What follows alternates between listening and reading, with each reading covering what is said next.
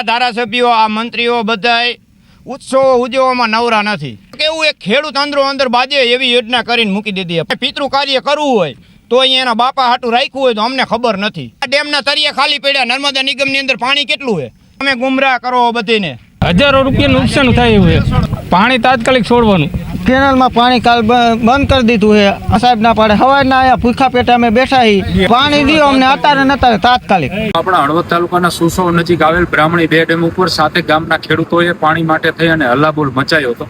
ખેડૂતોની માંગ છે કે વહેલી તકે કેનાલ ચાલુ કરવામાં આવે, કારણ કે અત્યારે વાવણી કરી નાખી છે, કપાસ વાવી દીધો છે, મગફળી વાવી દીધી છે, એક પાણી પણ આપી દીધું છે અને હવે કેનાલ બંધ કરી દીધી છે. એના કારણે ખેડૂતોને લાખો રૂપિયાનું નુકસાન જાય તેવી સ્થિતિ છે. ખાસ મિત્રો વાત કરીએ તો થોડા સમય પહેલા જ ધાંગધ્રા બ્રાન્ચની નર્મદા કેનાલ ચાલુ કરવામાં આવી છે અને એનું પાણી સીધું બ્રાહ્મણી 2 ડેમમાં નાખવામાં આવે છે. બ્રાહ્મણી 2 ડેમમાંથી હળવદની સાથે 40 ગામડાઓને પણ આપવામાં આવે છે અને તેની સાથે 3 જિલ્લાને જે છે તે પણ પાણી પીવા માટે પૂરું પાડવામાં આવે છે. સાથે જ બ્રાહ્મણી 2 ડેમ હેઠળથી જે કેનાલ પસાર થાય છે એમાં 25 જેટલા ગામો છે કે એને પિયત માટે પાણી આપવામાં આવે છે.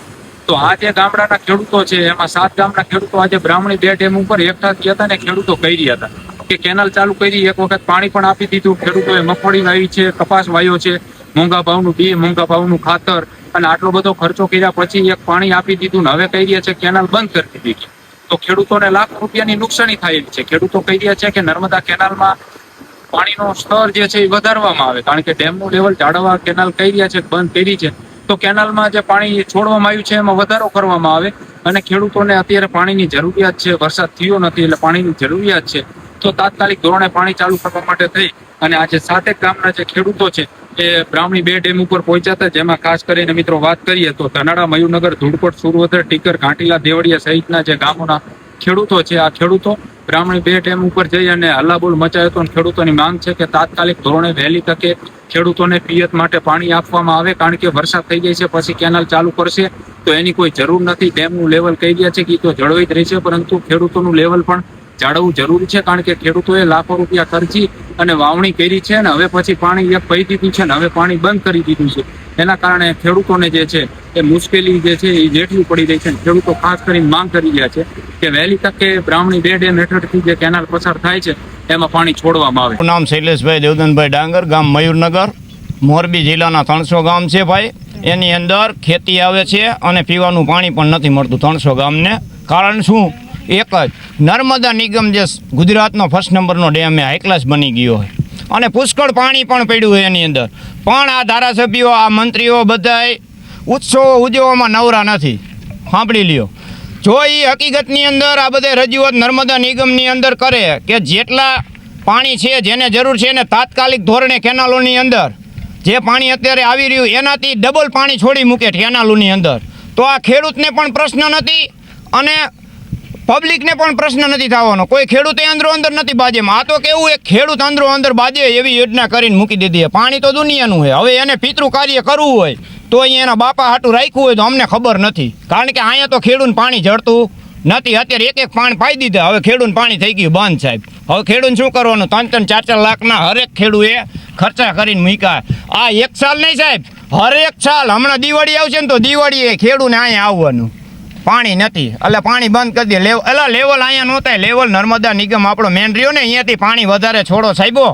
ધારાસભ્યો, કૃષિ મંત્રીને કહું તમારા મીડિયાના માધ્યમથી તાત્કાલિક ધોરણે તમે કેનાલની અંદર પાણી ડબલ કરી નાખો, પાણી છોડો. તો આ ખેડૂતનો પાક અત્યારે એક પાણી તમે બંધ કરી દીધો છે તો એ બંધ ન થાય અને જેથી કરીને તાત્કાલિક ધોરણે આ ડેમ ભરાઈ જાય, પીવાના પાણીની સમસ્યા ન થાય પબ્લિકને અને ખેડૂતને પણ સમસ્યા ન થાય.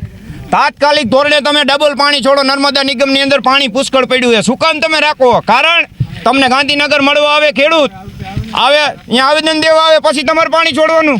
એક બાજુ તમે એમ કહો કે અમારે વિકાસ કરવો હોય. શેનો વિકાસ તમારે કરવો હોય? માણા મારવાનો કે મોલ મારવાનો? બધો મારવાનો વિકાસ કરો તમે. આ ડેમના તળિયા ખાલી પડ્યા. નર્મદા નિગમની અંદર પાણી કેટલું છે? કૃષિ મંત્રીને આજ હું જાહેરમાં કહું, તમે જાહેર કરો નર્મદા નિગમની અંદર પાણી કેટલા મીટર પડ્યું એ ગુજરાતની પબ્લિકને ખબર પડે. તમે ગુમરાહ કરો બધીને. મારું નામ ચમનભાઈ રાજાભાઈ, મયુરનગરના. અમારે હજારો વીઘા જગ્યામાં કપાસિયા ચોપેલા છે અને અડધામાં અચેક પણ પીધેલું છે. કપાસિયા બગડે એવું છે. પ્રકાશ વરમોરા કહેતા હતા પાણી છોડશું, પાછું પાણી બંધ કરી દીધું. અમારે શું કરવાનું? આ હજારો રૂપિયાનું નુકસાન થાય એવું છે, લાખો રૂપિયાનું. બીજા 3-4 હજાર વીઘા જમીન છે, બધું નુકસાન તો ઘણું આવે એવું છે. પાણી તાત્કાલિક છોડવાનું. ગામ પ્રતાપગઢ, ગણેશિયા જગમલ રમેશભાઈ. કેનાલમાં પાણી કાલ બંધ કરી દીધું છે. અમે બધા અહીંયા પાણી છોડવા આવ્યા છીએ. સાહેબો ચાવી દેતા નહીં, ગેટ ઉપાડવાની ના પાડી દીધી છે કે આ ઓલા સાહેબ ના પાડે ને ઓલા સાહેબ ના પાડે. સવારના અહીંયા ભૂખા પેટે અમે બેઠા છીએ. બિયારણ બગડે એવું છે, એક પાણ પાઈને મેકી દીધા છે. તો અમે એમ કહેવા માગીએ છીએ કે અમને તાત્કાલિક અત્યારે પાણી છોડે. ખેતી અને 5 લાખનું નુકસાન આવે. પાણી દો અમને અત્યારે તાત્કાલિક.